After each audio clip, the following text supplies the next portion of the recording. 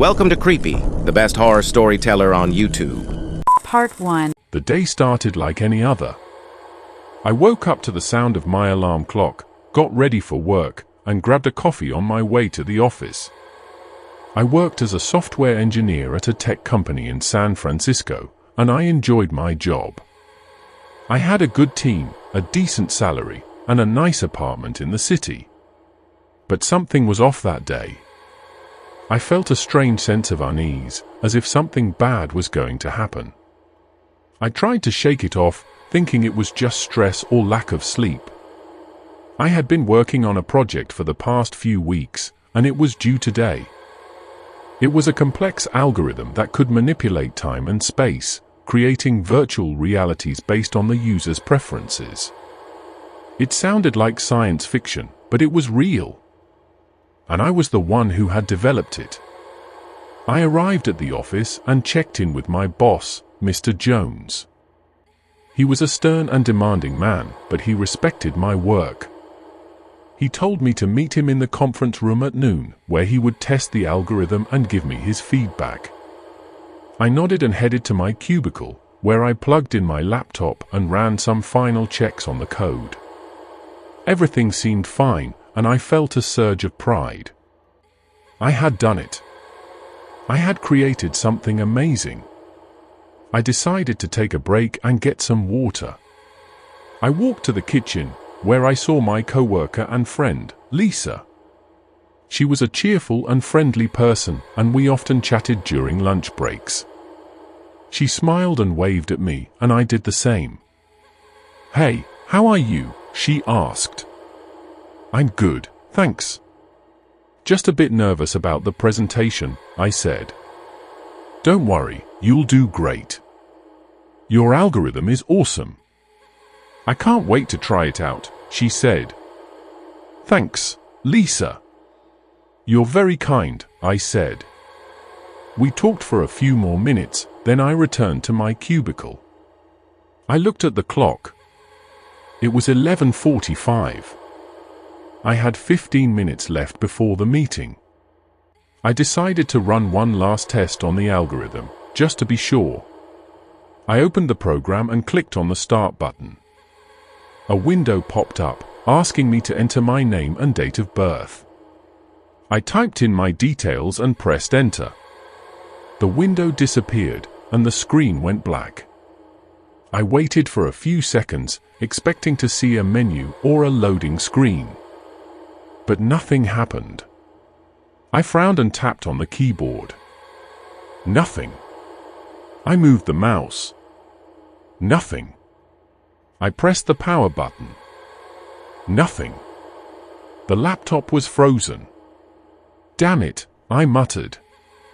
"What's going on?" I looked around, hoping to find someone who could help me. But the office was empty. Everyone had gone to the conference room, except for me. I felt a pang of panic. I had to fix this. I had to present my algorithm. I had to prove myself. I grabbed my laptop and ran to the conference room. I hoped that Mr. Jones would understand and give me some time to sort this out. I reached the door and opened it. I expected to see a crowd of people sitting around a large table, waiting for me. But what I saw made me stop in my tracks. The room was dark and silent. There was no one there. Except for one person. Me. I saw myself, lying on the floor, in a pool of blood. I had a bullet hole in my chest, and a gun in my hand. I looked dead. I gasped and dropped my laptop. It crashed on the floor, making a loud noise. I stared at the scene, unable to move or speak. I felt a cold sweat on my forehead, and a chill in my spine. I was terrified. What was this? How was this possible? Was this some kind of prank? A hallucination? A nightmare? I heard a voice behind me. "Hello, there." I turned around and saw a man standing in the doorway.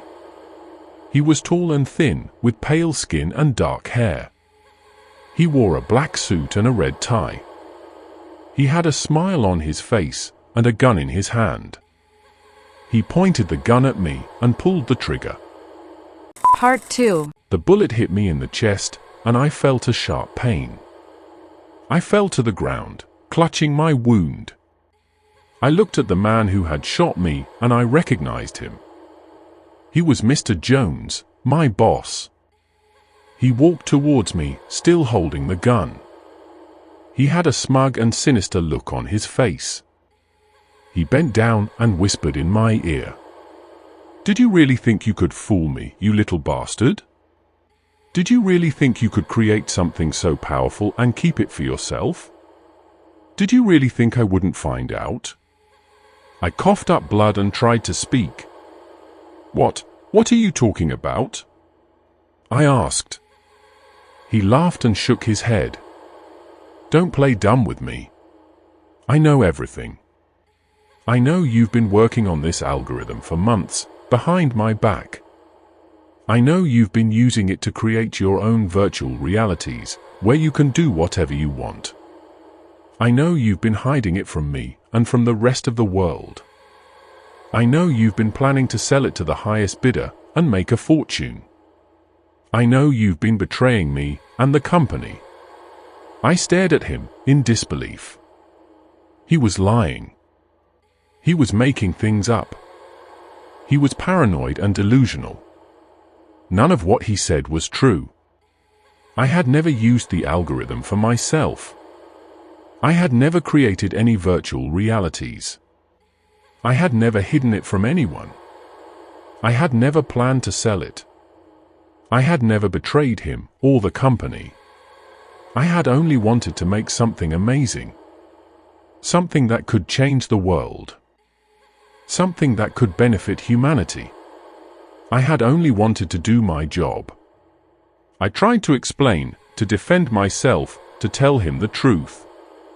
But he wouldn't listen. He cut me off and raised the gun again. "Save your breath. It's too late for apologies. It's too late for anything. You've made your choice, and now you have to face the consequences. You've wasted your talent and your life. You've crossed the wrong person, and now you have to pay the price.